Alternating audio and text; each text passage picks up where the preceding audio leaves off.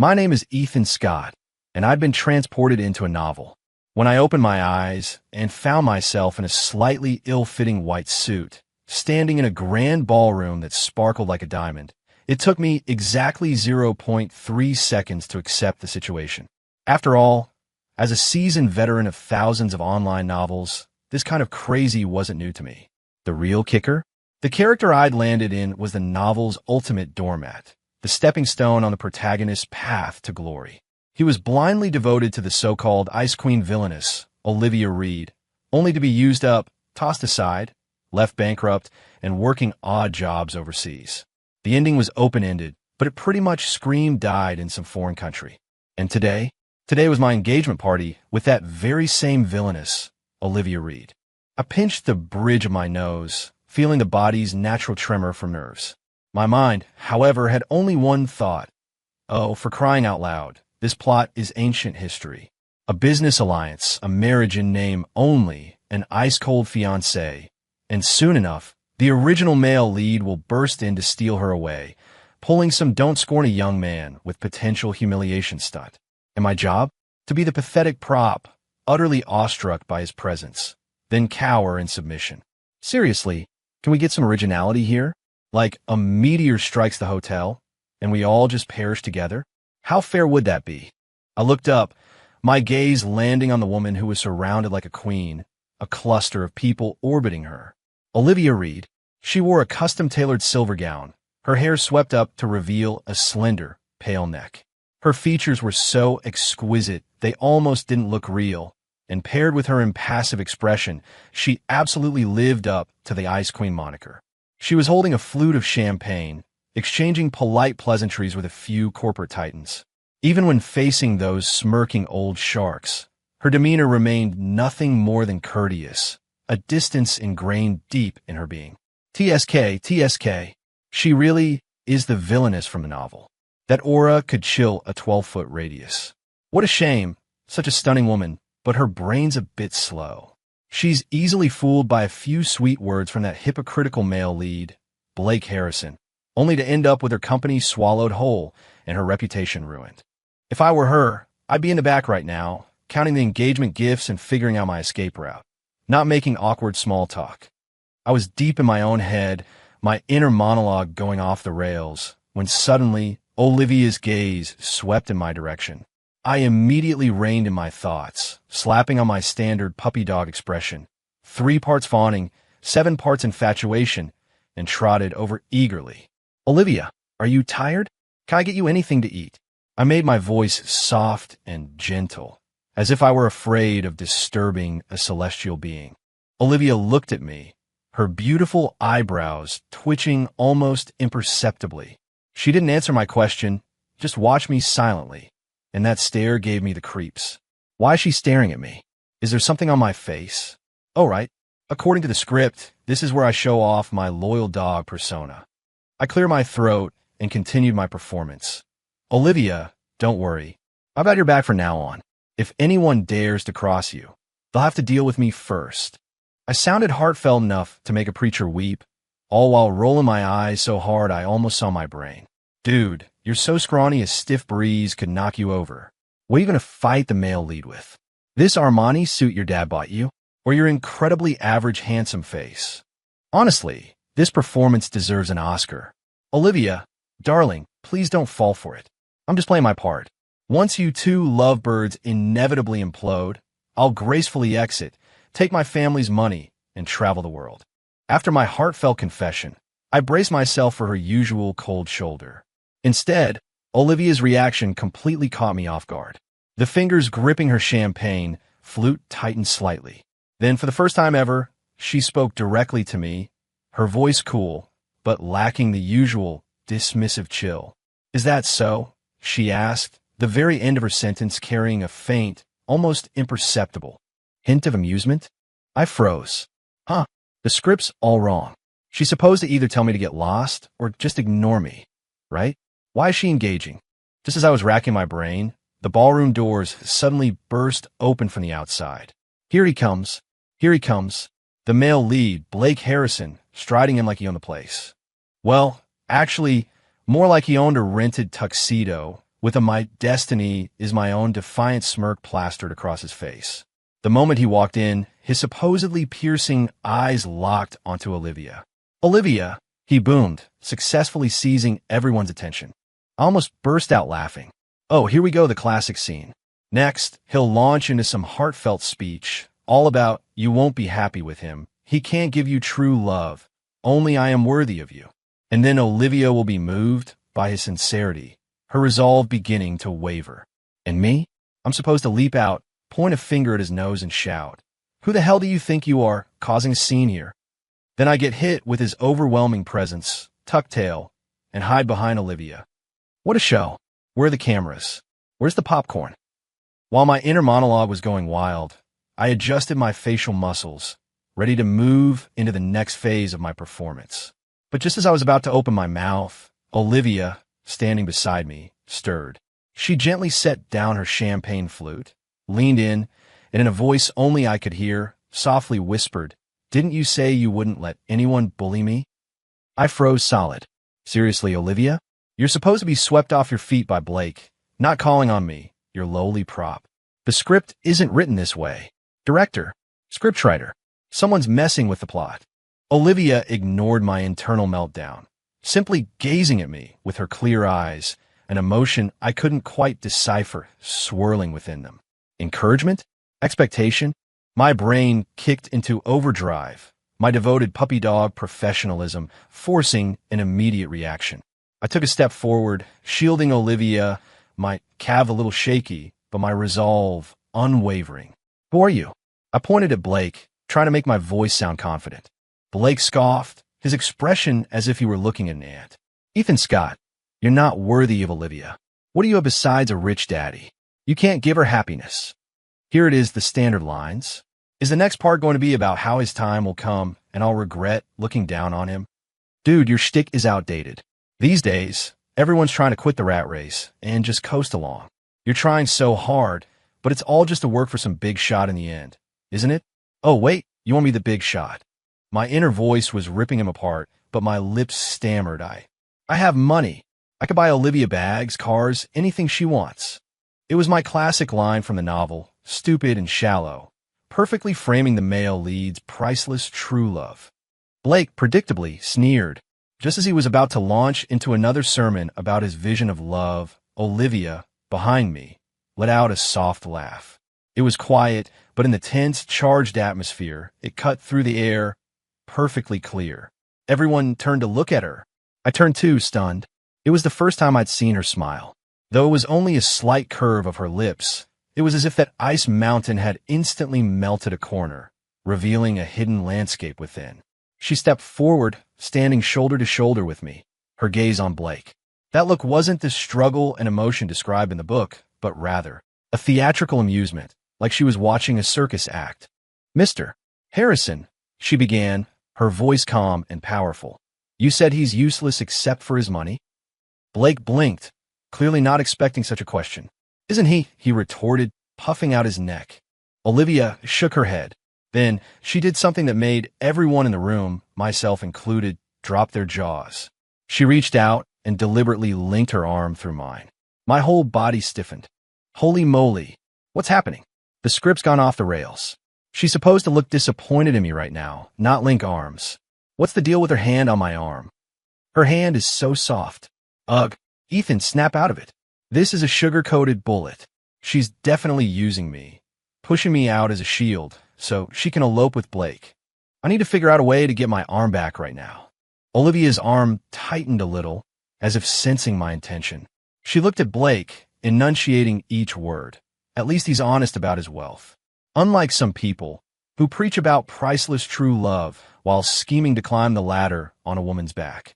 And she paused, glancing at me, the amusement in her eyes growing. He's a lot more interesting than you are. The entire room fell silent. Blake's face cycled through shades of red, then white, then green, a vivid palette of fury. As for me, I was utterly dumbfounded. Interesting? Me?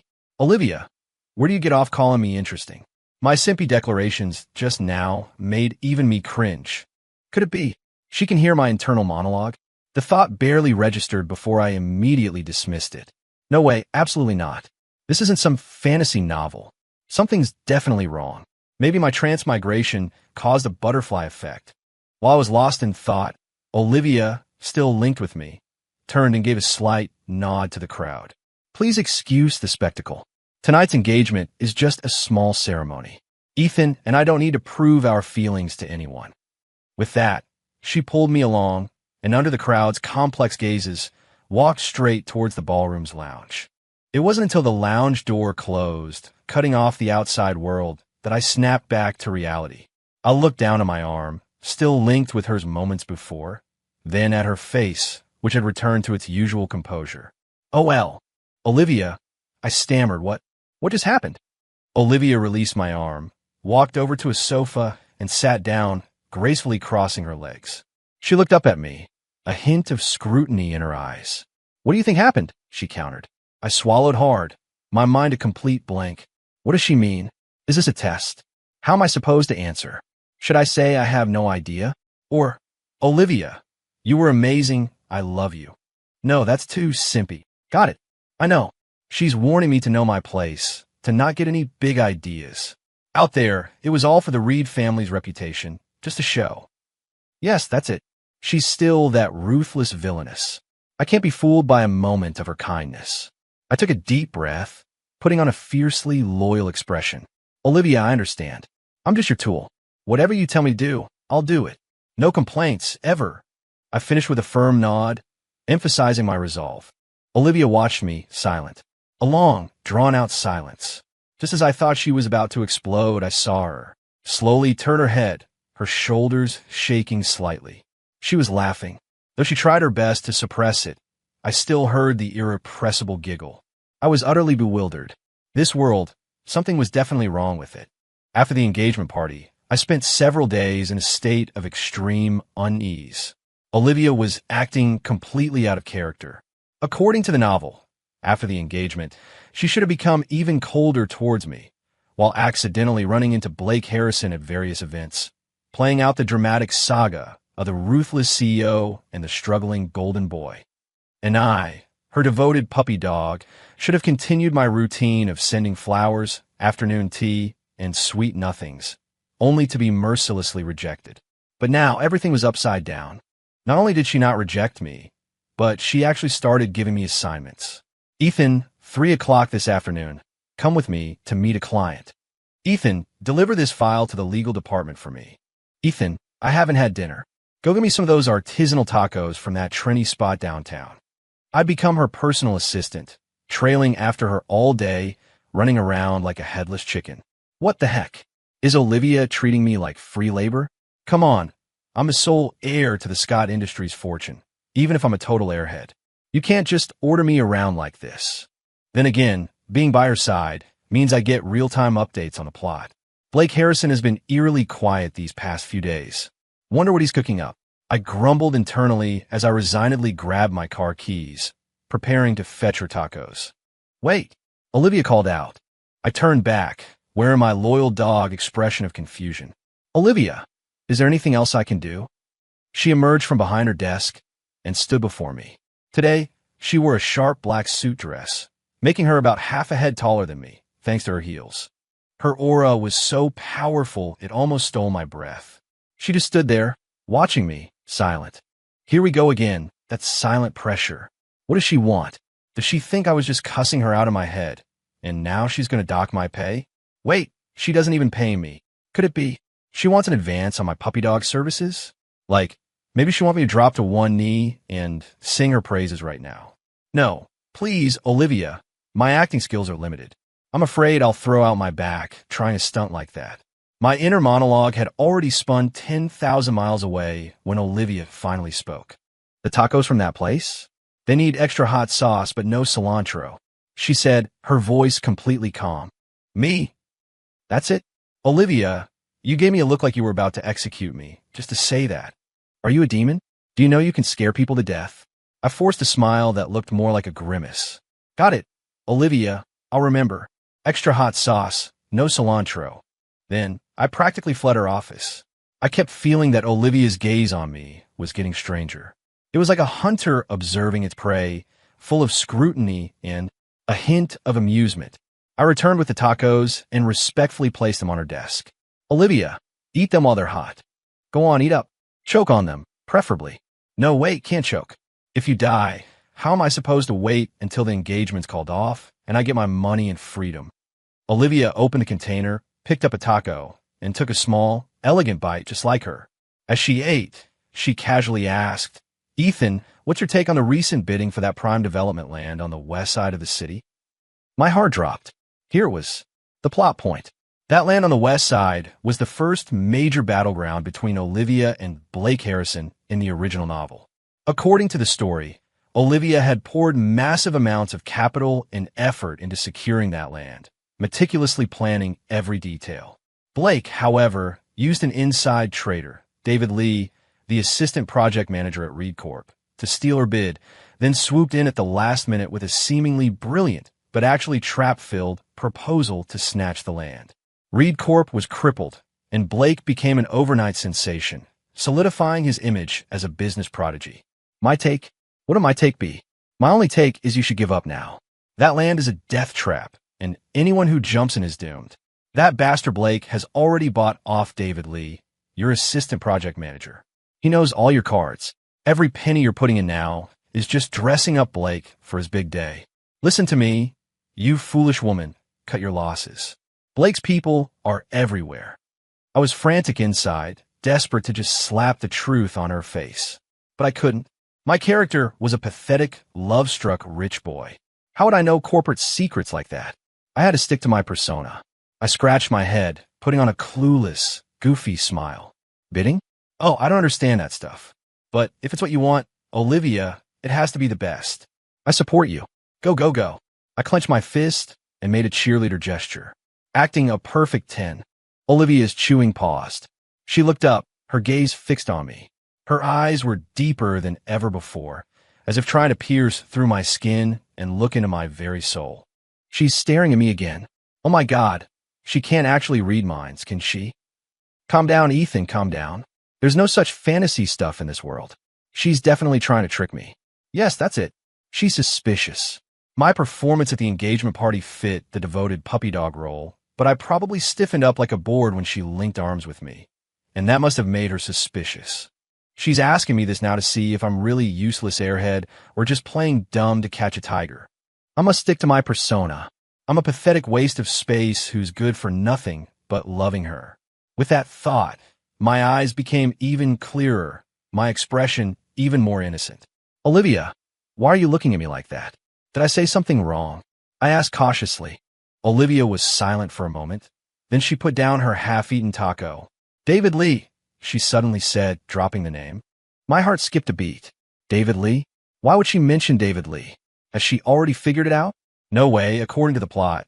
David Lee isn't supposed to be exposed until the actual bidding day. Olivia continued, the assistant project manager. What do you think of him? I felt cold sweat starting to trickle down my back. This was a death trap question. If I said he was good, and Olivia already had evidence, then I'd look like an incompetent fool. If I said he was bad, how could an outsider like me, who wasn't involved in company business, possibly know? That wouldn't fit my persona. What to do, what to do? My brain's short-circuiting. I got it. My face took on a puzzled expression. David Lee? Never heard of him. But if he's one of your people, Olivia, then he must be excellent. I lavished her with praise, emphasizing how my Olivia was the absolute best, perfectly fitting the devoted puppy dog logic. A faint curve seemed to flicker at the corner of Olivia's lips. Is that so? She said. But I hear he's been a little strapped for cash lately, racked up a fair bit of gambling debt. My eyes widened. She knows. She actually knows. How does she know? Has my tiny butterfly wing flapping actually altered the plot beyond recognition? No, judging by her tone, she only heard about it. She doesn't have solid proof yet. She's testing me. She wants confirmation from me. Calm down, Ethan. This is a trap. The moment you show any sign that you know the inside scoop, you're dead. I immediately switched to an indignant expression. What? Gambling debts? How can someone like that stay with the company? Olivia, don't worry. I'll go call my dad right now. Have him send someone to... No need. Olivia cut me off, a faint, almost imperceptible amusement in her voice. I was just making conversation. She picked up another taco, eating it slowly, as if the thrilling conversation that had just occurred had never happened. I stood there, my hands and feet freezing. Demon. This woman is an absolute demon. She's not some naive damsel who gets easily fooled by the male lead. She's a cunning fox. How did the original author ever write her as the villainess? This is clearly the setup for a mastermind supervillain. Fighting her? I wouldn't last 3 chapters. No, break off the engagement. I have to break it off right now. This fiancé. Anyone else can have her. I was roaring internally when Olivia finished her last taco, dabbing her lips with a napkin. She stood up and walked over to me. Ethan, she said, looking at me with serious eyes, that land on the west side? Do you really think we should just give up? My mind exploded. She could actually hear me? In that instant, I felt like I'd been stripped naked and thrown into the frozen wastes of Antarctica. Olivia's words were like a precise key, sliding directly into the deepest lock of my mind. Give up. She just said give up. And I just thought, cut your losses. Give up. This isn't a coincidence. Absolutely not. My face must have been a mess because I saw a flicker of something, almost imperceptible, in Olivia's eyes. Oh no, my biggest secret's out. A transmigrator who knows the plot. Isn't that just a massive bug in this world? What will Olivia do to me? Capture me for scientific study, or decide I'm a threat and just eliminate me humanely? My life plan was to chill out and enjoy life, not play deadly games with a cunning female CEO. Fear, like a cold tide, crept from the soles of my feet all the way to the top of my head. I had to save myself. I forced myself to calm down, my brain racing. If she could hear my thoughts, then whatever I thought now, she'd know. Confess directly? No, that would mean handing over all my cards. Keep playing dumb? She was already suspicious. Doing so would only make her think I was deeply scheming. The only way was to mix truth with lies, a subtle blend of reality and deception. I looked up, meeting her gaze, forcing a smile that was uglier than a cry. My voice trembled. Olivia, what are you talking about? When did I ever say I wanted to give up? As I spoke, my inner monologue went into overdrive. She's bluffing me. She has to be. This is all part of her scheme. Ethan, don't fall for it. You're a pathetic puppy dog. You know nothing. All you know is you love her. She must have found out about David Lee through other channels and figure out there's something wrong with that West Side land. She's saying this now, just trying to exploit my stupidity to get me to do things she can't openly do. Yes, that must be it. I'm such a genius. I looked at Olivia. Her expression hadn't changed, but I felt the air pressure around her drop slightly. She doesn't believe me? Looks like my acting isn't quite Oscar-worthy yet. I decided to turn up the heat. I took a step forward, grabbing her shoulders excitedly and shaking her, though I barely dared to use any real force. Olivia, are you in some kind of trouble? Tell me. No matter what it is, I'll face it with you. Even if it means losing everything, I don't care. I poured every ounce of emotion into my voice, even squeezing out a few physiological tears. I'll keep acting, as long as I deny everything. She can't do anything to me. My persona is a brainless lover. After all my actions can be explained by that logic. She asks why I'd give up? I'll say I'm worried she's too tired, afraid she'll be wronged. Is that simpy enough for you? Olivia looked a little bewildered by my shaking.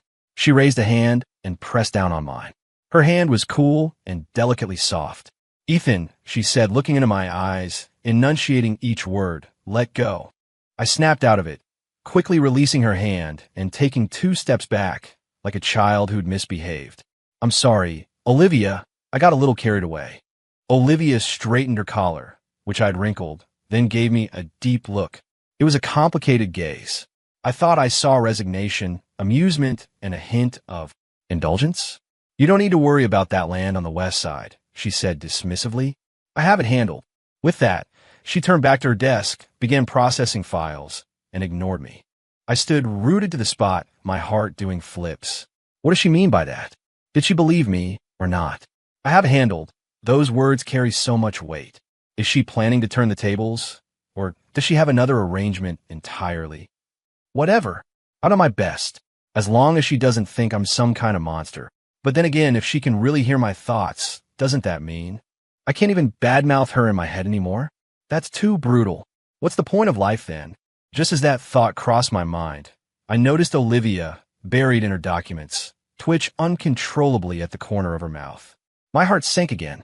Over the next few days, Olivia indeed didn't mention the West Side Project again, as if it had never happened. She still had me shadowing her, handling trivial little tasks. As for me, I maintained a constant state of high alert, carefully weighing every thought that crossed my mind. The weather's great today, not a cloud in the sky.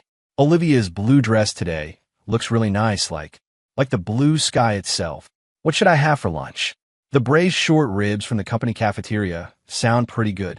Should I play a couple of games after work? Nah, better go home and read. Knowledge is power, after all. I try to make my internal monologue as positive, healthy, and full of good vibes as possible. After a few days, I felt like I was on the verge of a mental breakdown. And Olivia, she started looking at me more and more like I was an imbecile. Until Friday afternoon, Olivia suddenly informed me that there was a gala that evening, and she wanted me to accompany her. A gala? Another gala. According to the plot, this gala is the last major scene before the bidding for the West Side Project. Blake Harrison will be here, publicly confessing to Olivia and presenting a flawless cooperation plan, attempting to persuade her to abandon her original strategy.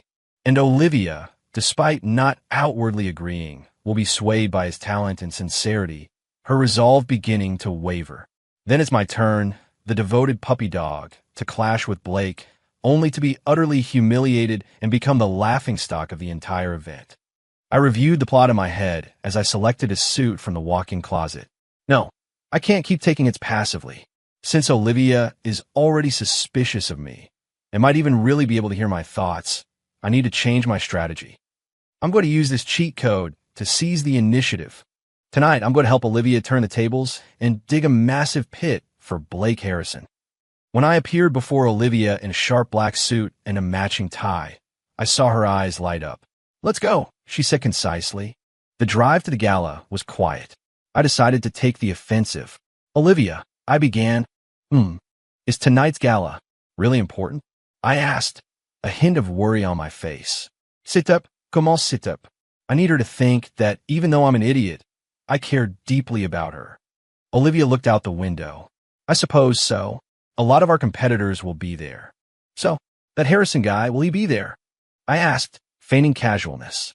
Olivia's gaze returned, settling on my face. "Here we go, the juicy part. She's definitely wondering why I'm suddenly so interested in Blake Harrison." My explanation: "Because he embarrassed you at our engagement party. I might not be able to beat him up, but I hold a grudge." "Sure enough," I declared indignantly, "that guy, he caused such a scene at our engagement party last time, and I haven't forgotten it. If he dares to say anything inappropriate to you tonight, I swear, I won't let him get away with it." I gritted my teeth, sounding like I was ready to jump out and fight him right then and there. Olivia looked at me for a long time.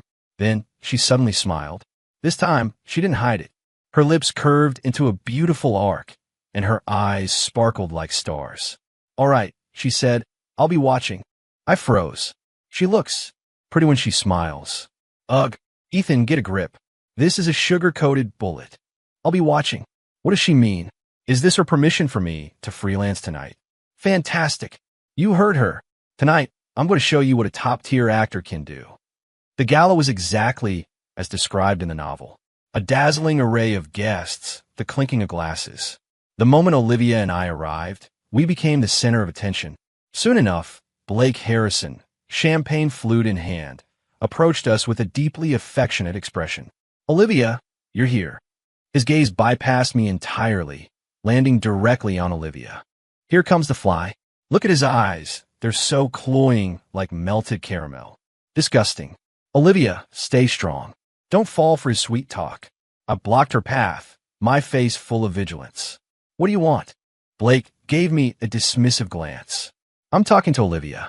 This has nothing to do with you. Move aside." "I won't." I puffed out my chest. "If you want to talk to her, you'll have to get past me first." Yes, just like that. Use my brainless provocation to enrage him, make him lose his temper. Blake was indeed provoked. He sneered. "Ethan Scott, do you really think you can protect her just with your family's money?" Business is war, and it's not something a good-for-nothing like you, who only knows how to party, could ever understand. He turned to Olivia, his voice softening. Olivia, I know you care deeply about that West Side land, but your current proposal is too risky. I have a much safer plan here. We can collaborate, a 50-50 split of the profits. He extended a folder to her. Here it comes, the poison bait. This proposal looks flawless on the surface, but it's actually packed with contract traps. The moment Olivia signs it, within 3 months, he'll legally seize the entire project. Olivia, don't take it. If you do, you're screwed. I was stomping my feet internally.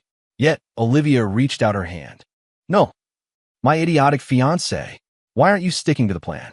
Don't you know David Lee's a mole, and this project is a trap? Just as Olivia's hand was about to touch the folder, I shot forward like an arrow. I won't let you trick her. I snatched the folder from Blake's hand, raised it high, and then, under everyone's stunned gaze, I ripped it forcefully. Re-up, the folder tore into 2 halves. The entire room erupted in commotion. Blake's face turned green. Ethan, you're insane, he roared. I threw the shredded folder at his face, my eyes red as I shouted. I am insane. I don't care about business plans, and I don't understand risks. All I know is no one messes with my Olivia. You want to partner with her? Not in this lifetime. With that, I grabbed Olivia's hand, yelled, "Let's go," and dragged her without a backward glance out of the gala under the dumbfounded stares of the crowd. I didn't stop until we reached the parking lot, where I finally paused, gasping for breath. Phew, thrilling. That was absolutely thrilling. That move should have really muddied the waters, right? I shredded Blake's proposal, so he's definitely furious. Olivia might think I was reckless, but at least I saved her from falling into that trap. I'm a genius. Just as I was basking in my triumph, my wrist was suddenly grabbed by a firm hand. I turned, meeting Olivia's astonishingly bright eyes. She wasn't angry, nor was she surprised. Her face held an expression I'd never seen before, a mix of appreciation, exasperation, and deep amusement. Ethan, she said, a hint of a laugh in her voice, nice performance. My heart skipped a beat. Then, she stood on tiptoe, leaned into my ear, and in a voice only I could hear, softly whispered, "Next time, before you tear something up, remember to warn me." I needed that fake contract back for evidence. Olivia's words exploded in my mind like a clap of thunder. Fake. Fake contract. Evidence. I felt like I'd been put on pause, staring at her dumbfounded. The evening breeze ruffled a few strands of her hair, brushing my cheek, ticklish. Her pleasant perfume, mixed with the cool night air, drifted into my nose. For the first time, my brain completely short-circuited over something outside the plot. What did she just say? She said that contract was fake? She'd already prepared for it? So, everything tonight was part of her plan? She knew Blake would come, knew he'd present that problematic proposal, so she prepped an identical but modified fake contract, ready to swap it out at the right moment and turn the tables on him. And I, the self-important idiot, had rushed in and shredded her meticulously prepared prop. I think. I screwed up. In an instant, I felt a chill run from the top of my head to my toes. Not only had I messed up her plan, but I'd also exposed my biggest secret, knowing the plot. My heroic rage for a fair lady act just now, to her, was probably just a self-important clown making a fool of himself. Her nice performance wasn't praise at all. It was pure, unadulterated sarcasm. It was over. This time, it was truly over. I looked at Olivia. A faint, almost imperceptible smile played on her lips, and her eyes were full of playful mischief, like she was enjoying a show. She'd seen through everything. She knew I knew the plot. She also knew I knew she might know I knew the plot. I was on level 2. She was on level 5. I opened my mouth, wanting to say something to salvage the situation, but my throat was so dry I couldn't make a sound. Embarrassment, shame, and a hint of terror at being completely seen gnawed at my heart like 1,000 ants. What'd I do now? Beg her for forgiveness? Promise I'll never do it again? Or just throw caution to the wind? Admit I'm a transmigrator and lay all our cards on the table? No, admitting it would completely seal my fate. She's only suspicious right now. I still have room to fight. Yes, I can still act. I took a deep breath, my face instantly switching to a look of aggrieved confusion, my eyes welling up again. Olivia, what are you talking about? Fake contract.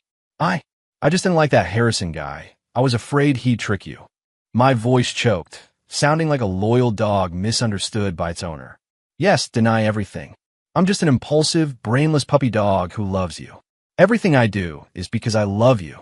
That logic is airtight.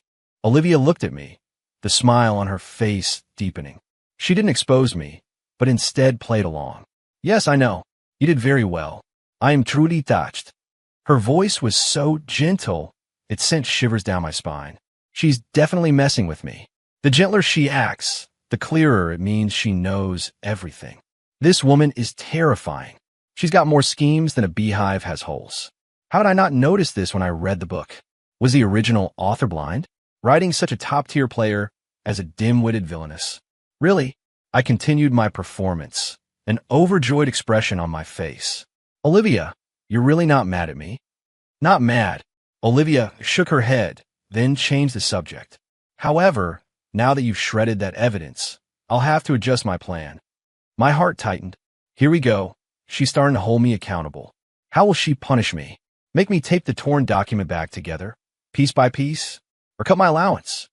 Olivia watched my nervous reaction, then suddenly reached out, gently straightening my slightly crooked tie. Her fingertips were cool, brushing my Adam's apple by accident. My whole body shuddered, and I instinctively took a step back. No, none of this intimate stuff. My heart can't take it. We have a pure, soon-to-be broken business alliance. Please maintain your distance. Olivia's hand paused in midair. She looked at me, a flicker of surprise in her eyes, which quickly turned into knowing amusement.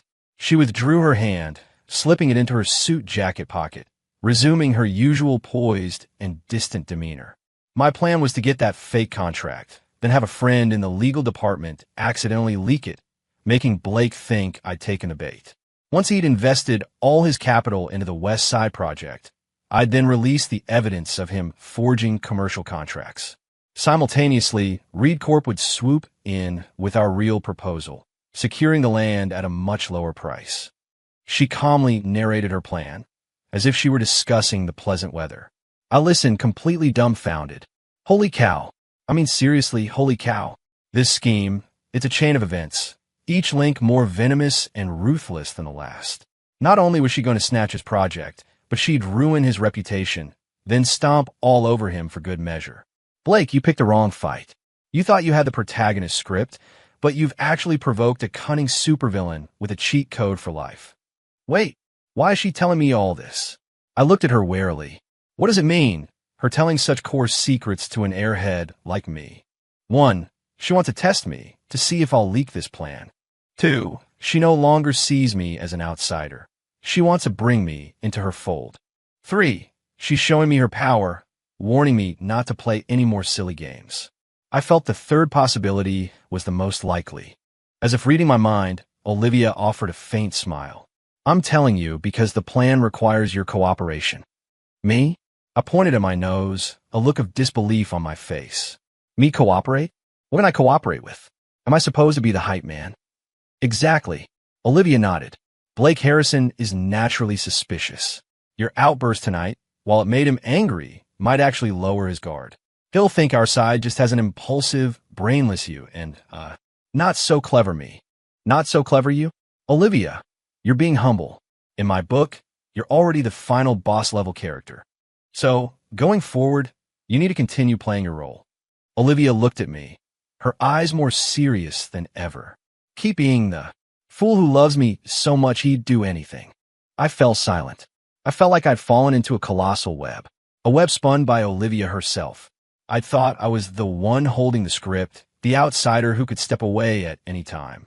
Turns out, I was the chess piece meticulously placed and completely transparent. But why wasn't I scared? Instead, I felt a strange, secret thrill, teaming up with her, manipulating that self-important male lead. It suddenly seemed a lot more interesting than my original plan of just chilling out and collecting rent.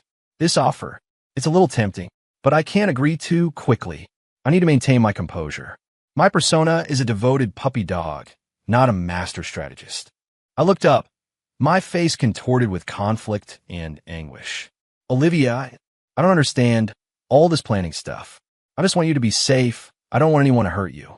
As long as it makes you happy, I'll do anything. My words were so heartfelt, so moving, they could have swayed the heavens. Olivia listened quietly, then she smiled.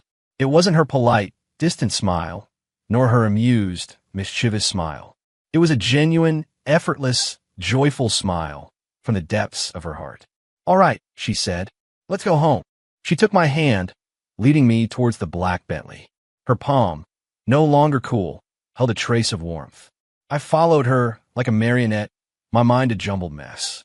Something's wrong. Everything's wrong. Why is she being so nice to me? Even if she's using me, this is way too much. First she straightens my tie, then she holds my hand, and she smiles at me so beautifully. This doesn't fit the villainous persona. This is more like the female lead in a romance. Could it be? Could she? A ridiculous thought, completely out of my control, bubbled up from the depths of my mind.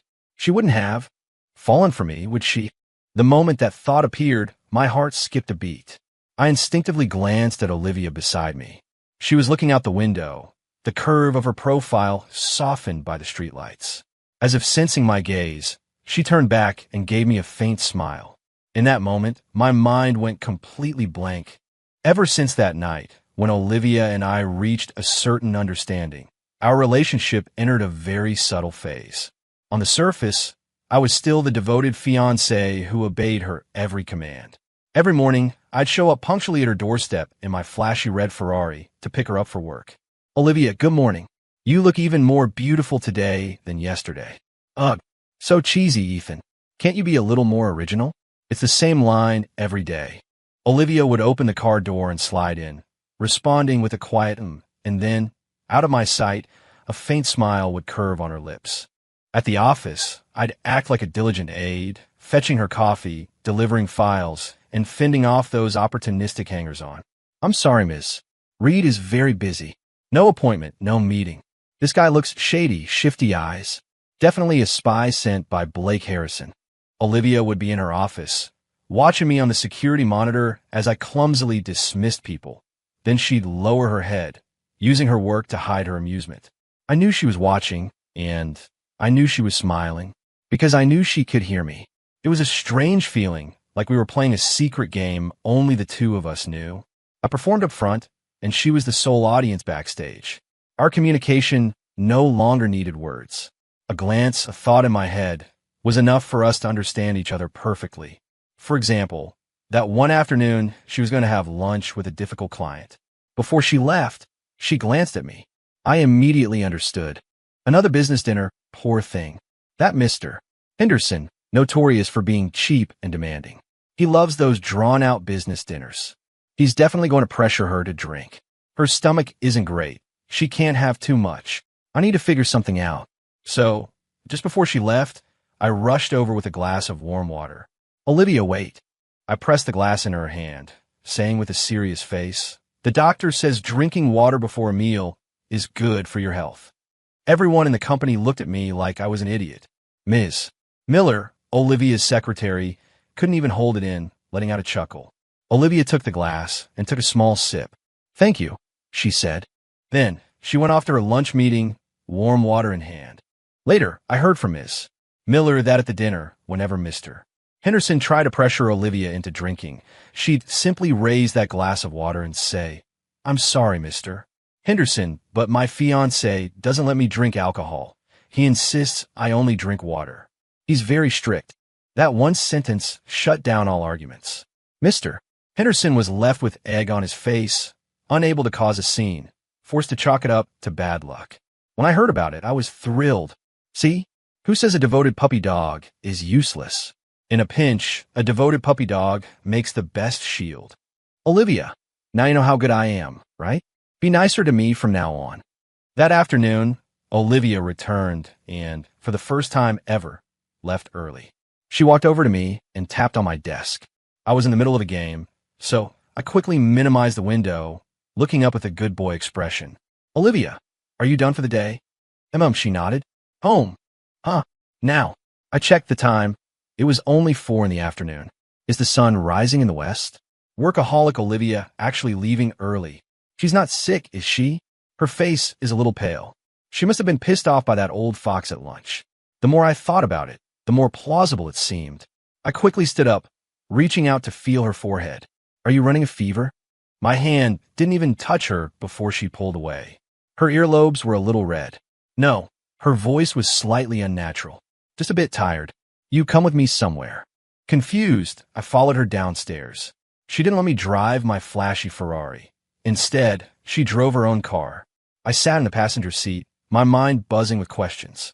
Where are we going? So secretive. She's not going to drive me out to the sticks and bury me in a ditch, is she? Because I called her a poor corporate drone in my head at lunch today? Surely not. She can't be that petty. The car kept driving, not heading for the outskirts, but instead pulling into a chic, upscale condo building I'd never seen before. Olivia parked beneath one of the apartment towers. Get out. I followed her into the elevator, arriving on the 17th floor. She used her fingerprint to open the door to an apartment. Come in. I walked in and froze. It was a tastefully decorated, incredibly cozy studio apartment. Not huge, but every detail spoke of elegance. The living room balcony was filled with various succulents, thriving beautifully. This was her place? No. Wasn't she living with her parents at the Reed family estate? Is this her secret hideout? Why did she bring me here? Could she be planning to? A flurry of indescribable images flashed through my mind, and my cheeks started to burn. What are you thinking about? Olivia's voice came from the kitchen, interrupting my wild thoughts. I turned to see her standing in the open kitchen, wearing an apron. The setting sun's glow streamed through the floor-to-ceiling windows, bathing her in a warm, golden light. In that moment, she shed her usual cold CEO exterior, looking like a gentle, domestic girl. My heart, against my will, skipped a beat. I wasn't thinking anything. I stammered. I was thinking, you look pretty good in an apron. Olivia had her back to me. Her shoulders seemed to twitch slightly. Come here, help me, she said. I walked over and saw her washing vegetables. What? What can I do? I felt a bit out of my depth. I'd barely set foot in a kitchen my whole life. Peel the garlic. She handed me a few heads of garlic. Me? Peel garlic? How do you even peel this stuff? Do I just pick it with my fingernails? I clumsily picked up a head of garlic and started wrestling with it. The kitchen was quiet, save for the running water and my fumbling attempts to separate the cloves. The atmosphere felt almost too cozy. I snuck a glance at Olivia. She was focused on slicing tomatoes, her knife skills surprisingly proficient. Who knew she could cook? What a hidden gem. Too bad such a wonderful girl was so horribly exploited by that jerk, Blake Harrison, in the original novel. Good thing I'm here. With me around, that's never going to happen. Just as I was thinking that, a clove of garlic slipped from my hand and fell into the sink. I quickly reached for it, accidentally brushing against her hand. Her hand was wet, slippery, and surprisingly soft. Both of us froze. I could feel my face in that instant, turning as red as a boiled shrimp. I quickly pulled my hand back, lowering my head, not daring to look at her. I am sorry. It's fine. Her voice was also a little unnatural. She turned off the faucet, then leaned back against the counter. Ethan, the bidding for that West Side land opens tomorrow, she said. My heart clenched. Here it was, the final showdown. Oh, I replied, my mind racing. Are all the plans in place? Are the witnesses and evidence against David Lee ready? What's Blake Harrison doing? Why is she suddenly telling me this? Does she want me to help her with something tomorrow? You don't need to come to the office tomorrow, Olivia said. I froze. Why? She's not letting me go? Why? Am I, the best supporting actor, not allowed to witness the most crucial humiliation scene? That's not fair. I've been rehearsing for this scene for so long. Olivia looked at my indignant expression, a faint smile playing on her lips. Because tomorrow there will be quite a show, she said. Blake has invited many reporters to live stream his victory. It's going to be chaotic, and I'm afraid you won't be able to handle it. Is she worried I can't handle it? That I'll get too into character and steal her thunder? I grumbled internally, but outwardly I was very obedient. I'm not scared. I want to go. I want to see that Harrison guy's downfall with my own eyes. Olivia shook her head. Be a good boy. Wait for my call at home. Her tone was firm, leaving no room for argument. I pouted but didn't insist. Fine, if I can't go, I can't go. I know the outcome anyway, but she specially called me here just to tell me this?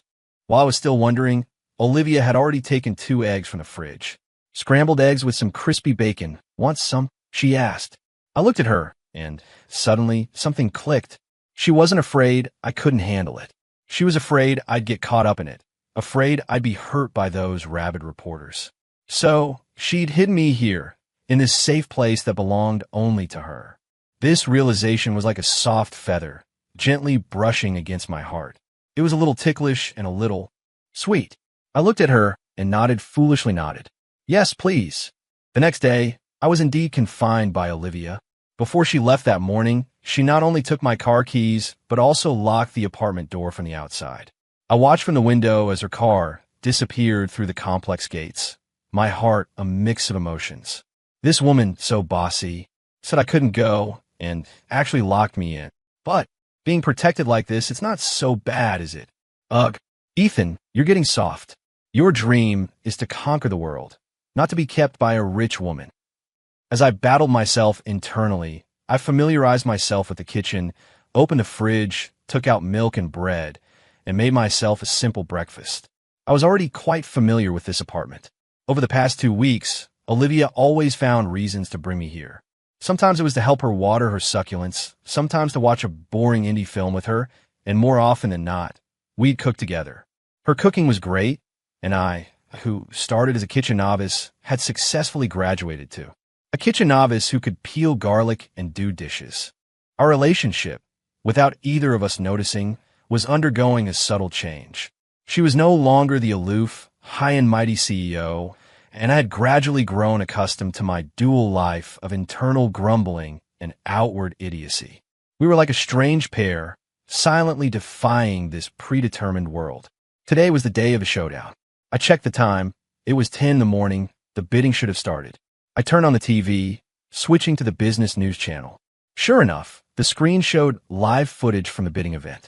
The room was packed with people, camera flashes going off everywhere.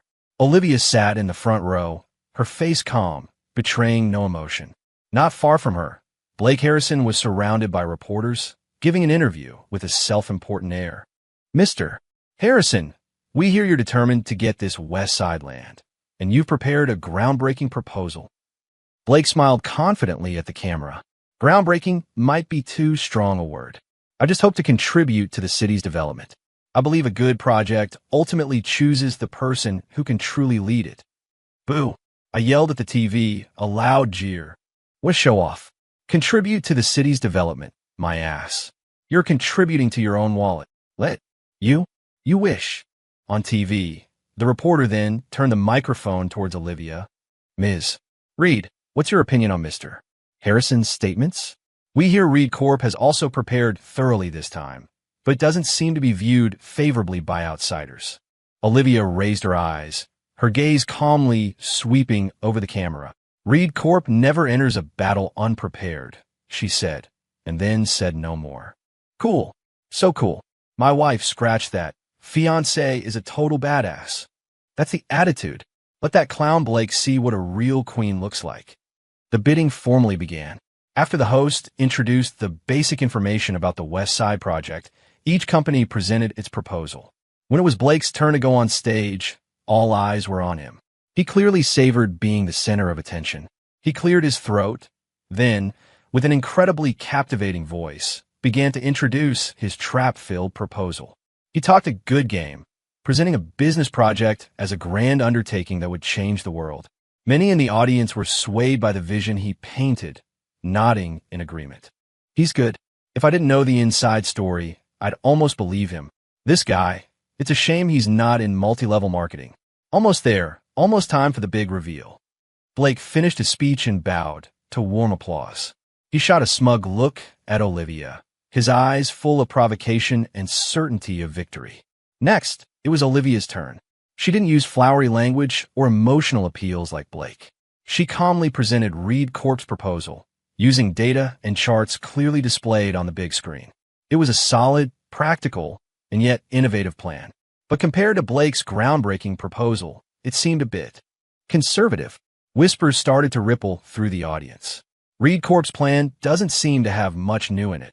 Yeah, compared to Mr. Harrison's, it's clearly inferior. Blake's smile grew even wider. I sat in front of the TV, not nervous at all, because I knew the real show was just about to begin. Olivia finished her presentation, but she didn't leave the stage. She picked up the microphone, her gaze fixed on Blake in the audience. Mr. Harrison's proposal is indeed brilliant, she began politely. Blake smugly raised an eyebrow. However, Olivia's tone shifted. This brilliant proposal has a tiny flaw. She pressed a button on her remote control, and a document appeared on the large screen. It was a contract, the digital version of the fake contract I had shredded at the gala a few days ago. Olivia used a laser pointer to circle several clauses. Mr. Harrison, could you please explain why your collaboration proposal contains so many biased and legally risky predatory clauses? At these words, the entire room erupted in chaos. Blake's face instantly changed. You're talking nonsense. This isn't my proposal at all. He stood up agitatedly. It's not yours. Olivia smiled faintly. But this proposal was found on the computer of Reed Corp's assistant project manager, David Lee. And Mr. Lee has personally admitted that you, using $500,000 in threats against his family overseas, forced him to steal Reed Corp's bid and help you create this fake proposal.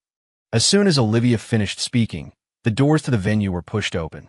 2 uniformed police officers walked in, heading straight for a pale David Lee. Camera flashes again exploded wildly. Blake completely panicked. He pointed at Olivia, incoherent. You're slandering me. This is defamation. Do you have proof? Proof. Olivia smiled. Of course I do. She pressed the remote again. A video began to play on the big screen. The video showed a private room in a coffee shop. In the footage, Blake was pushing a manila envelope towards David Lee, his mouth moving as he spoke. Although the sound wasn't clear, the visuals alone were enough to explain everything. Blake Harrison. A roar came from the crowd. A middle-aged man rushed out. He was Mr. Peterson, the owner of another company bidding on this project, whom I'd seen in business magazines. It was you. Mr. Peterson pointed at Blake, trembling with rage. Last quarter, the South End project. You stole that from me using the same methods. That one sentence sent shockwaves through the room. Several other business owners present also showed expressions of sudden realization. It turned out that Reed Corp wasn't the only one Blake had swindled with such despicable tactics.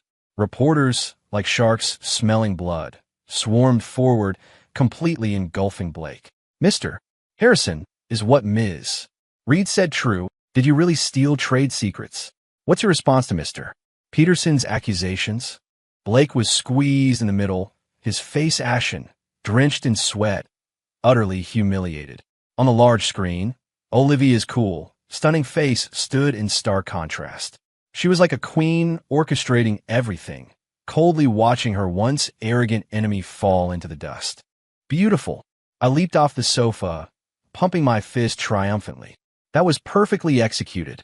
Olivia, you are my god. This counterattack, a perfect score, the rhythm, the timing, the chain of evidence, it was flawless. Blake, you idiot, you'll never know that you were up against a player with a double cheat code. Just as I was celebrating, my phone rang. It was Olivia. I quickly answered, putting the phone to my ear. Hello, Olivia. You were amazing. I saw the live stream. I said excitedly. On the other end, her voice came, laced with amusement. What's the rush? The show isn't over yet. Huh. I paused. There's more. Now, Olivia said, put on the outfit I prepared for you and go to a certain place. What place? The Daydreamer Cafe, on the west side. I froze. The Daydreamer Cafe? Isn't that where Blake Harrison confesses to Olivia in the novel? And she, though rejecting him, is deeply moved? What does she want me to do there now? You'll know when you get there. Olivia's tone was laced with mystery. Remember, you're going to catch someone cheating. With that, she hung up. I stared at the disconnected phone, my mind full of questions. Catch someone cheating? Who's cheating? I walked to the walk-in closet and saw the outfit Olivia had mentioned. It was a very flashy, bright pink suit. Beside it was a pair of oversized sunglasses and a green hat. Me? Seriously, Olivia? You're actually serious? Go catching someone cheating dressed like this? I'm afraid I'll be arrested as a lunatic before I even get in the door. Though I complained internally, I resignedly changed into the getup. As I put on the bright green hat and looked at my ridiculous reflection in the mirror, I suddenly understood Olivia's intention. She wasn't sending me to catch someone cheating. She was sending me to nail the final coffin into Blake Harrison's reputation in the most humiliating, most publicly known way possible. This wasn't a conspiracy anymore. This was an open strategy. It was psychological warfare. Olivia, you really are terrible, but I like it. I smiled at my reflection, a confident smirk just like Blake Harrison's. Then I put on the sunglasses and marched out the door, chest puffed out. Blake, are you ready for your final judgment? I took a cab to the Daydreamer Cafe.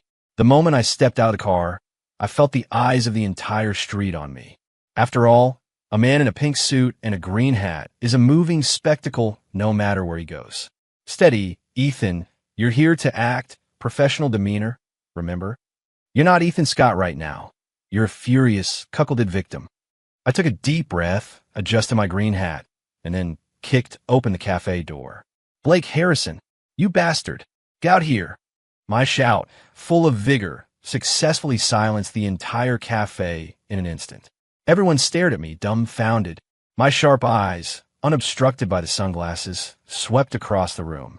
Soon by the window, I spotted my target. Blake Harrison was sitting with a woman. He had changed out of the crumpled suit from the bidding event, still looking annoyingly put together. But the woman opposite him wasn't Olivia.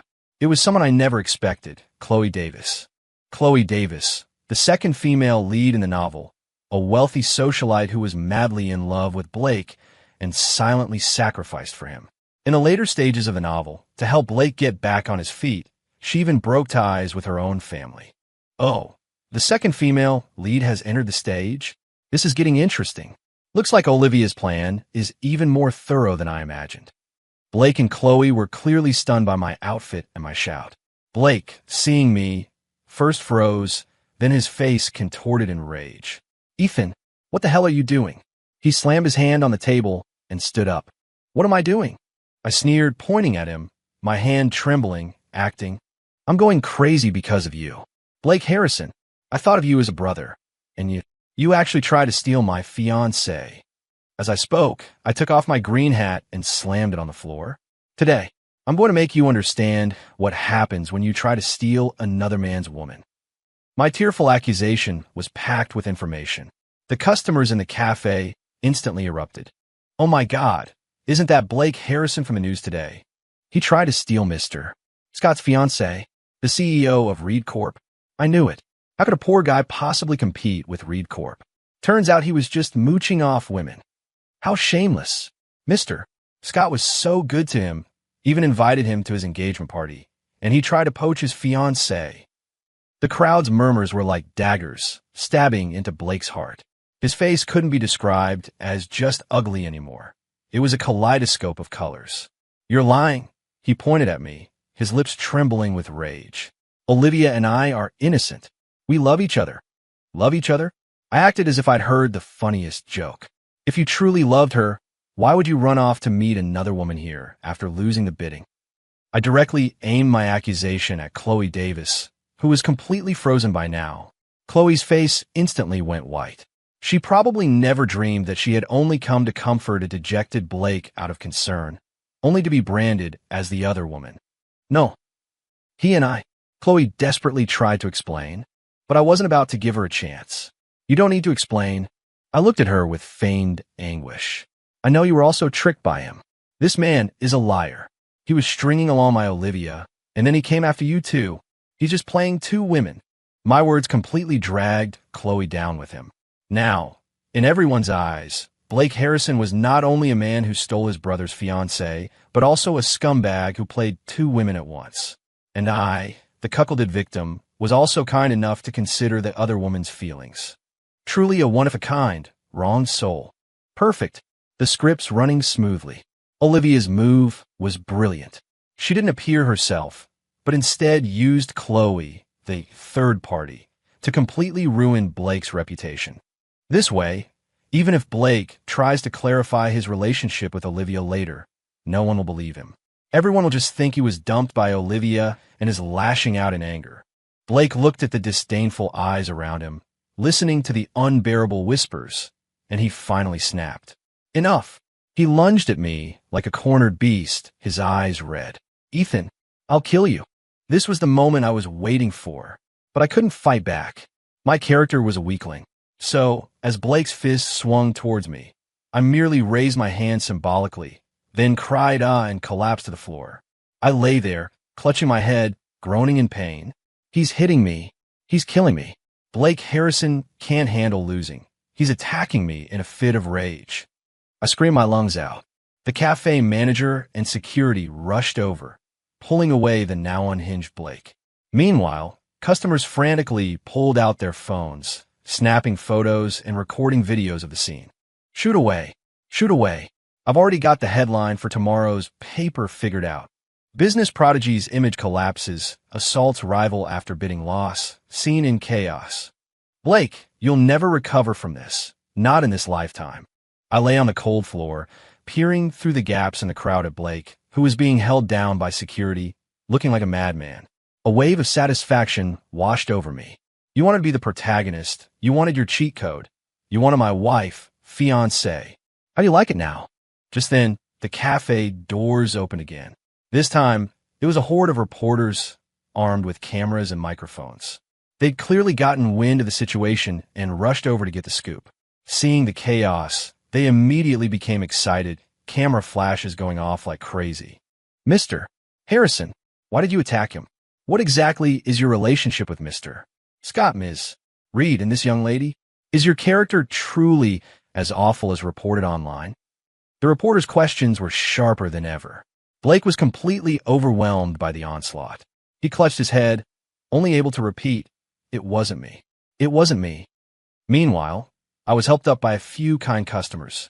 I took off my sunglasses, revealing my handsome but haggard face, a pitiful tear still lingering in the corner of my eye. I addressed the cameras, my voice choked. I'm Fina. I just want to tell him to turn over a new leaf, to stop being so stubborn. I didn't expect him to. I couldn't continue, covering my face, my shoulders shaking with feigned grief. An Oscar. It's a crime if they don't give me an award. My acting, my emotions, my lines, textbook perfect. Just as I was basking in my excellent performance, a familiar figure appeared behind a cluster of reporters. It was Olivia. She had changed out of her sharp business suit, wearing a beige trench coat, her long hair flowing freely, making her look gentle and harmless. She didn't come in, just stood quietly at the doorway, watching the farce unfold inside. Our eyes met across the room. She looked at me, her eyes filled with amusement, approval, and a hint of something soft I couldn't quite decipher. Then she mouthed something to me. Home. I understood, nodding. It was time for my exit. I pushed through the crowd, limping, acting towards the door.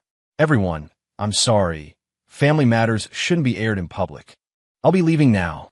My lonely retreating figure drew a perfect close to this grand drama. When I stepped out of the cafe and into Olivia's car, I let out a long breath. Phew, it's over. I took off the blindingly green hat and tossed it into the back seat. Nice performance, Olivia said, starting the car. This was the second time she'd said those words to me. But this time, her voice was full of laughter. Naturally, I replied, raising an eyebrow smugly. What did you expect? I'm a professional, you know. Of course. I'm the scriptwriter and lead actor of this show. How can I not perform well? Olivia laughed at my antics.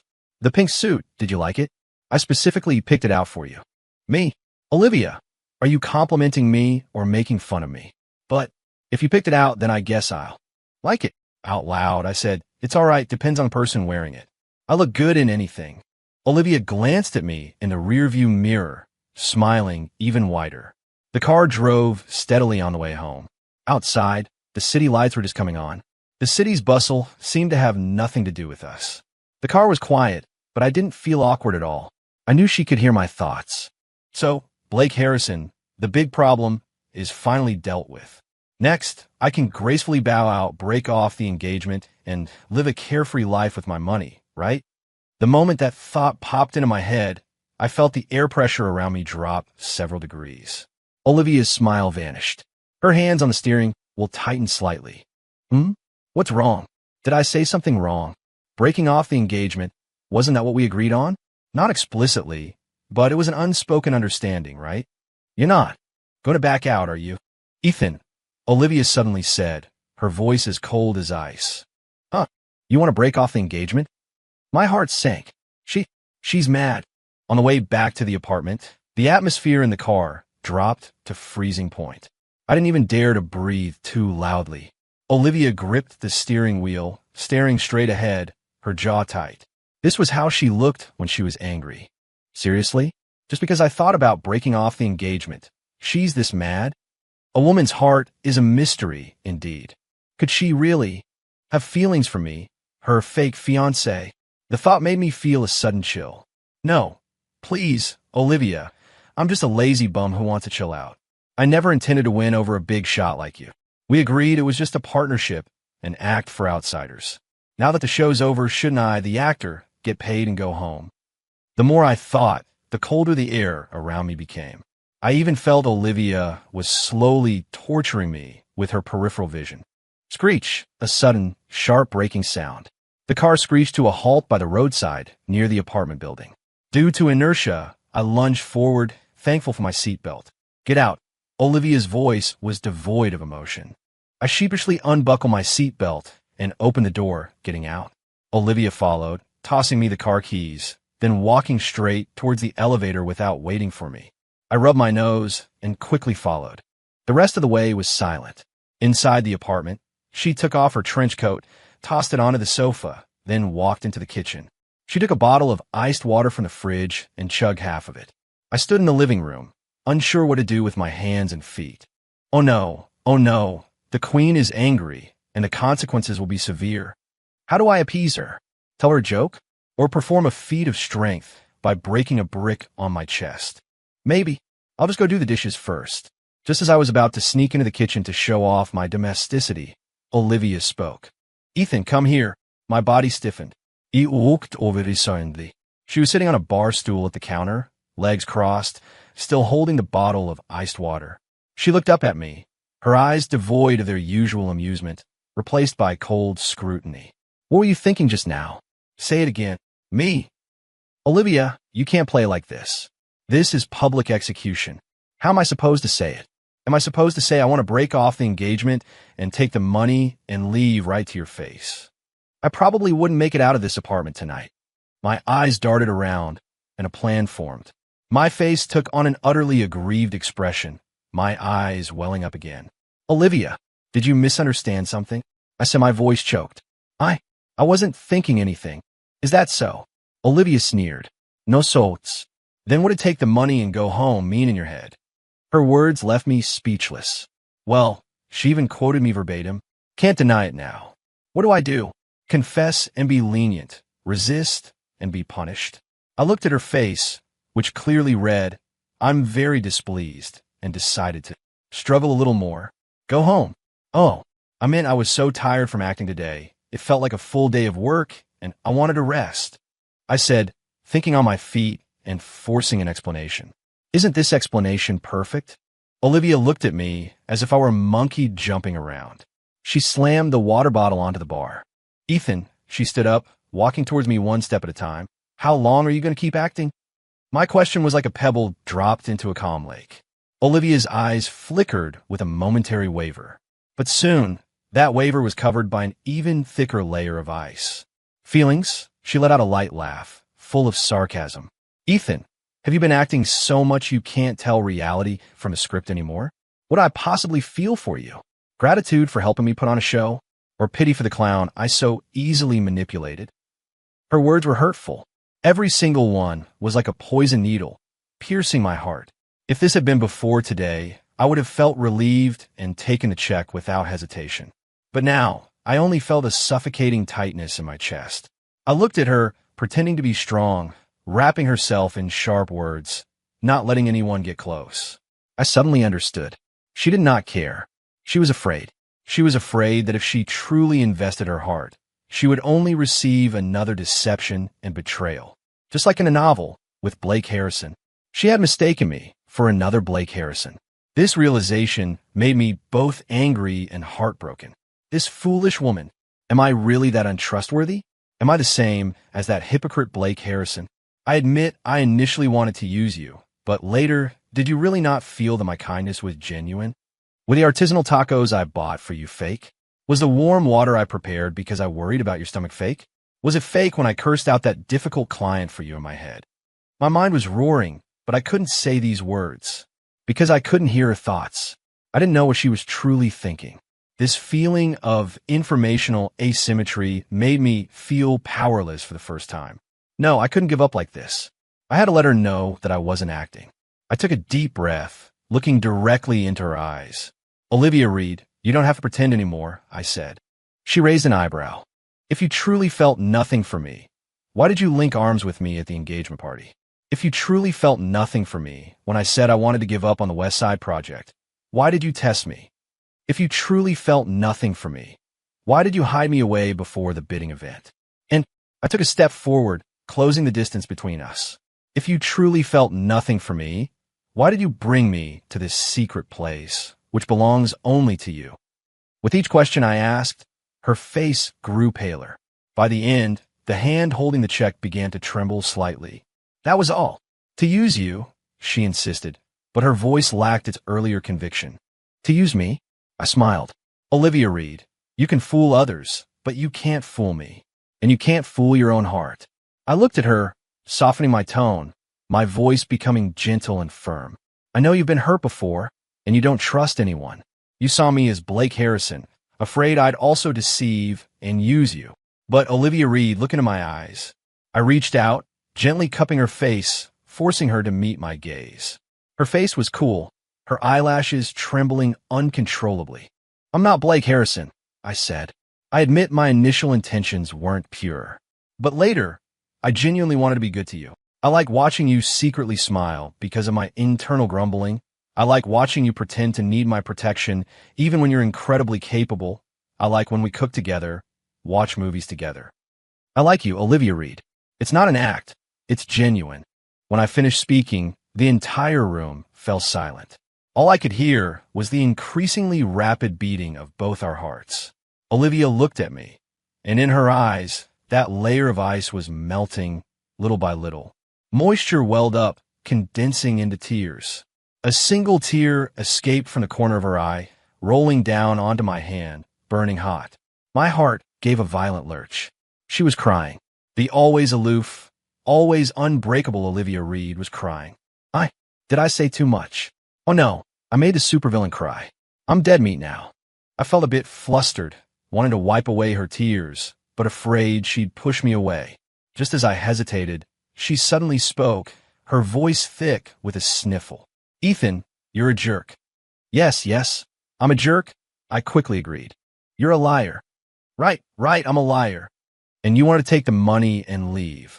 I was wrong. I'll never do it again. I raised 3 fingers, practically swearing to the heavens.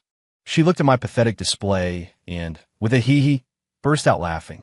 Tears still clung to her face, but her smile was like a rainbow after the rain, breathtakingly beautiful. She sniffled, then did something I completely didn't expect. She reached out and hugged me. Tightly, she hugged me. Her face was buried in my chest, her voice muffled. Ethan, I've been waiting for you to say that for a long time. My entire body froze. With her soft warmth in my arms, my mind went blank, only her words echoing in my ears. She's been waiting for a long time. So, she already liked me. Then all her coldness before, her tests, her contradictory words. An incredible thought formed in my mind. Could it be Olivia Reed? I lowered my head, looking at the top of her fluffy hair, and asked tentatively, you wouldn't have known I was a transmigrator from the very beginning, would you? In my arms, her body stiffened. Then, she slowly looked up at me, her eyes sparkling with a mischievous glint like a cat that had stolen a fish. What do you think? I looked at Olivia's eyes, sparkling with mischievous amusement, and felt my worldview completely overturned in that moment. From the beginning, I murmured, trying to process this astounding information. Since when? Olivia pulled away from my embrace, but her hand still held onto my shirt cuff, like a little girl afraid I'd run off. She pulled me to sit on the sofa. Then, she told me a story even more bizarre than my transmigration. Before you came, she looked out the window, her eyes distant. I had a very long dream. In that dream, I saw my entire life.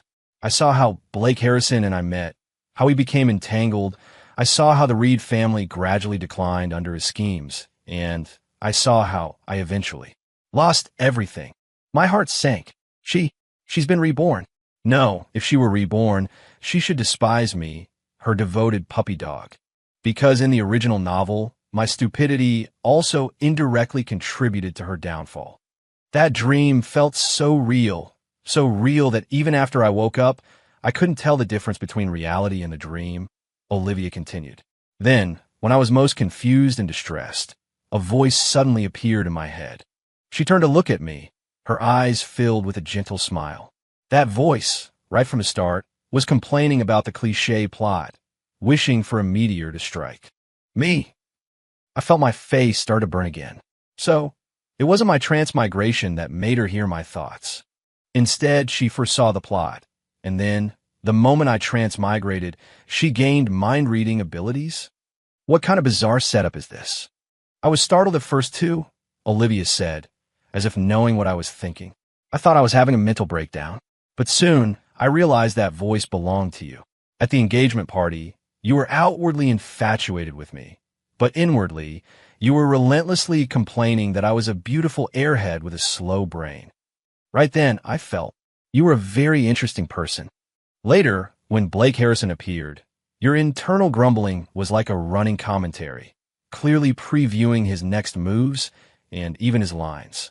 It was at that moment that I finally confirmed my dream was real, and you were the biggest variable. Listening to her narrative, I no longer knew what expression to wear. So, from beginning to end, I was the self-important fool.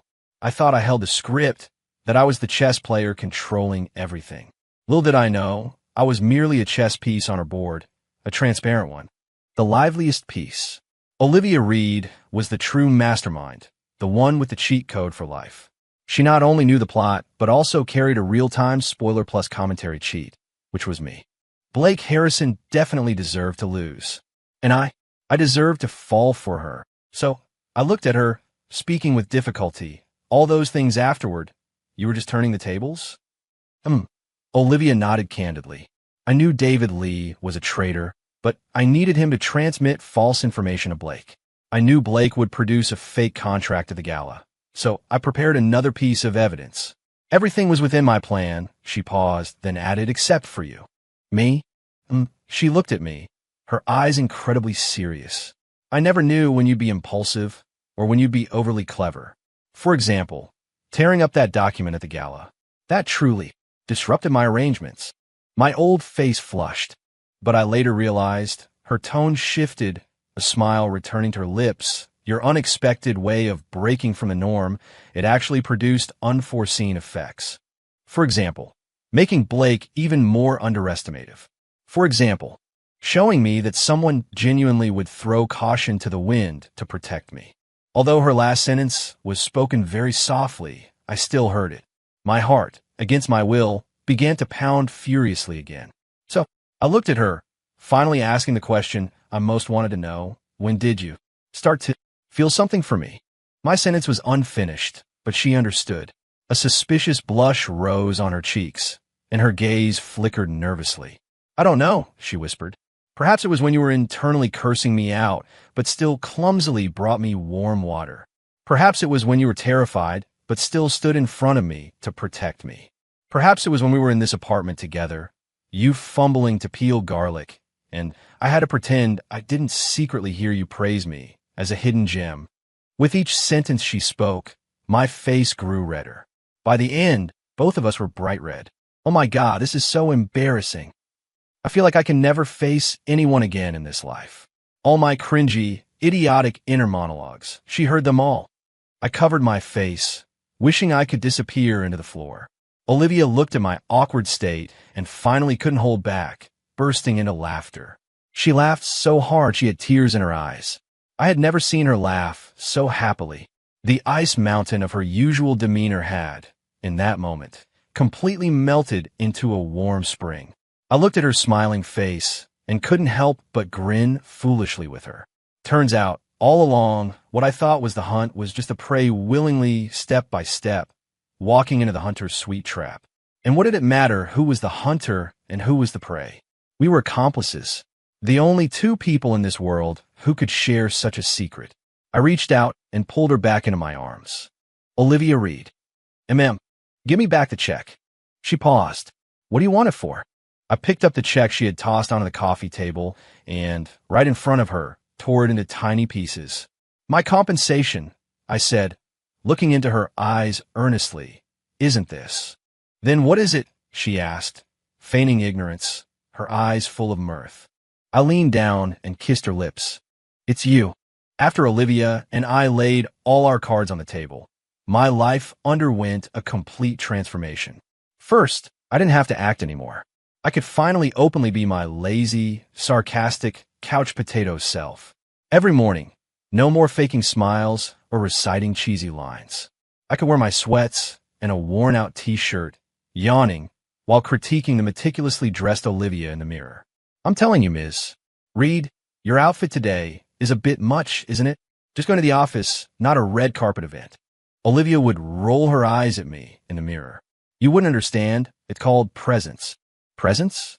I think you just want to make the young guys in the office drool." Little miser. Not letting anyone else look?" Olivia, hearing my thoughts, would grin widely, then turn and give me a kiss on the cheek. "All right, my chief critic, let's go." Secondly, I officially ascended from devoted puppy dog assistant to special consultant for Reed Corp. This position, I made it up myself, and Olivia had approved it. My main job was to sit on her office sofa, play games, drink soda, and casually offer forward-thinking advice while she handled company affairs. "Don't take this project. The cash flow will collapse later." "Is that the one Mr. Jenkins, that big-mouthed fatty, proposed? That guy's just painting a grand picture. His company will be bankrupt next month. Be careful with that partner. They like to play with hidden contracts." "Yeah, that Phoenix Group company, the boss looks respectable, but he's full of dirty tricks." Olivia, reviewing documents while listening to my real-time warnings, worked with astonishing efficiency. Ms. Miller, her secretary, would come in to deliver files and look at me as if I were a living god. She was probably wondering how their once useless future son-in-law had suddenly become a business prodigy. Of course, my most important job was still accompanying Olivia, eating with her, attending meetings with her, and joining her to meet those difficult clients. One time, we ran into that Mr. Henderson again. The moment he saw me, his face turned green. At the dinner, just as he was about to push drinks, I slid a glass of orange juice in front of Olivia. "Honey, the doctor says you've been a little stressed lately, so no alcohol, just juice for you," I said with a concerned expression. "Yes, I said it. I'm your exclusive doctor." Mr. Henderson was speechless for a long time. Olivia quietly sipped her juice, her shoulders shaking with suppressed laughter. After Blake Harrison's downfall, Reed Corp's business soared, quickly becoming an industry leader. And I, as the mysterious man behind the CEO, became a legend in business circles. Some said I had incredible connections, others that I was a natural genius, and some even said I was Olivia's kept man. I just laughed off these rumors. Kept man? They've got it backward, haven't they? I'm clearly the one keeping her. Being her personal pillow, her internal monologue outlet, her emotional garbage can every day. You think it's easy? That evening, back home, I recounted these rumors to Olivia like a joke. She chuckled, kneading my shoulders. They're not wrong, you know. She leaned in, whispering in my ear, "Consultant Scott, tonight. Do you need any special services?" Me? I felt my face flush again. This woman, ever since we clarified our relationship, had become increasingly flirtatious. I was often left red-faced by her teasing, and she'd just watch me, looking satisfied. I swore I'd get my revenge eventually. Our lives were simple, yet full of fun. We'd cuddle on the sofa watching movies. I'd complain about the male lead's ugly haircut, and she'd tell me she owned a dress from that brand. We'd go grocery shopping together. I'd sneakily fill the cart with snacks when she wasn't looking, then get caught and have to grudgingly put half of them back. We'd travel together, to the beach, to the snowy mountains. At the beach, she'd wear a beautiful long dress, running on the sand, while I'd lie under the umbrella, thinking, my wife is so beautiful. In the snowy mountains, I'd bundle her up like a mummy, then tease her about walking like a penguin, and she'd grab a snowball and chase me. I gradually realized that my dream of traveling the world, living a carefree life, seemed to have already come true. Only, there was someone else beside me. Someone who could read minds, who was cunning, who could be sweet, and who at my most vulnerable would give me a hug. Wherever she was, that was where I wanted to be. One day, we were watching TV at home when a news report suddenly came on. Blake Harrison had been sentenced to 10 years in prison for multiple counts of commercial fraud. In the footage, he wore a prison uniform, his head shaved, looking gaunt and withered, completely devoid of his former arrogance. I watched the TV, feeling no real emotion. That person had completely disappeared from my world. What are you thinking about? Olivia asked, leaning on my shoulder. I'm thinking this story is finally over, I said. A villain has fallen. I wonder if new ones will emerge.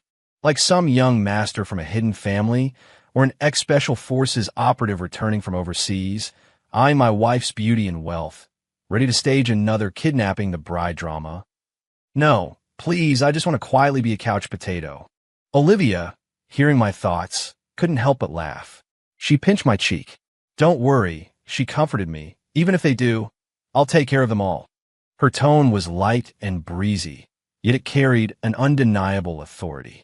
I looked at her, feeling completely secure. Yes, what was there to fear? My wife was the ultimate boss in this world. Oh, right? Olivia suddenly remembered something. My parents want to see you in a few days. My heart dropped. Meet the parents? So soon. Oh no, I'm not ready. Well, Mr. and Mrs. Reed like me? Will they think I'm not good enough for you? What should I wear? Should I practice how to toast? I instantly fell into extreme anxiety. Olivia looked at me, barely suppressing her laughter. Don't be nervous, she reassured me. My parents, they're really nice people. Yeah, right. My dad, that old stick in the mud, will definitely grill you from head to toe. And my mom, she'll probably pull you aside and ask when we're going to have grandkids. Me? I felt my future was very bright. Meeting the parents went much smoother than I expected. Mr. Reed, as Olivia had mentally described him, was indeed a serious, old-fashioned man. He kept a stern face throughout, asking me a pile of questions about business management and future plans. Fortunately, I had my special consultant experience, and with Olivia occasionally giving me subtle cues with her eyes, I managed to scrape by. This kid, even if he looks like a slacker, he's got some substance. Much better than that Harrison fellow. Hearing Mr. Reed's thoughts, or rather, Olivia's relay of his thoughts, I finally breathed a sigh of relief. As for Mrs. Reed, she was so enthusiastic I was almost overwhelmed. She held my hand, asking question after question, from my childhood to my hobbies, and finally, as expected, steered the conversation toward the next generation. Ethan, dear, when are you and our Olivia planning to have children? My face flushed, and I looked to Olivia for help. Olivia, try not to laugh, rescued me. Mom, we're still young, no rush. You rascal. Don't think I don't know what you're thinking. Once you're married, I'll be cooking you nourishing soups every day. Me, Mrs. Reed, you are truly far-sighted. Leaving the Reed family estate, I felt like I just fought a tough battle, drenched in sweat. How was it? Olivia asked, driving a mischievous grin on her face. I leaned back in my seat, saying weakly, I need psychological counseling. Olivia burst out laughing. Don't be afraid, she said. They really like you. How could they not like him? He's got my daughter wrapped around his finger and made the company so much money. He's a golden goose sent from heaven. Listening to Olivia relay her mother's thoughts, I couldn't help but smile. Though the process was a bit bumpy, the outcome was good. We had everyone's blessing. After that, everything fell into place naturally. Proposal, engagement, wedding photos, planning the wedding. I had thought that a powerful businesswoman like Olivia wouldn't care much for formalities like a wedding. But to my surprise, she was even more invested than I was. From the venue decorations to the guest list to every background song at the wedding, she handled it all personally. Watching her busy herself, my heart swelled with warmth. This woman seems to really look forward to marrying me. Me too. On our wedding day, the weather was perfect. Blue skies, bright sunshine. I stood on the lawn, watching her, in her pure white wedding dress, walking towards me arm in arm with Mr. Reed. In that moment, I felt like the happiest man in the world. When it was time to exchange rings, I was so nervous my hands were trembling. After finally managing to put the ring on her, it was her turn to put one on me. She picked up the ring, but didn't move, just looked at me, smiling like a little fox. My heart ceased. Olivia, don't play games at a crucial moment like this. You're not going to make me propose to you in front of everyone, are you? All right, I'm begging you. Honey, just put the ring on me. The reporters are watching. Olivia, hearing my thoughts, finally, with satisfaction, slipped the ring onto my finger. The cool touch was like an electric current, instantly striking my heart. We were bound together forever. The officiant was reciting the vows, but I didn't hear a single word. My mind was completely filled with her. Olivia Reed, I love you. I saw her look up at me, giving me a smile even brighter than the sun.